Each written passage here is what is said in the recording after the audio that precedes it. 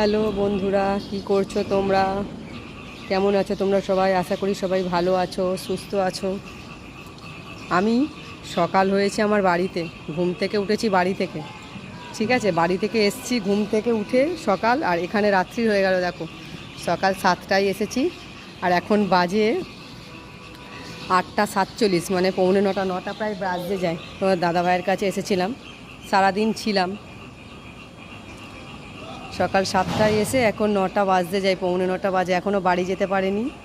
মেয়েদের তো এখানে থাকতে দেবে না, ছেলেদের ওয়ার্ডে। তো বাড়ি থেকে ভাই আসবে, ভাই আসলে তবে আমি যাব।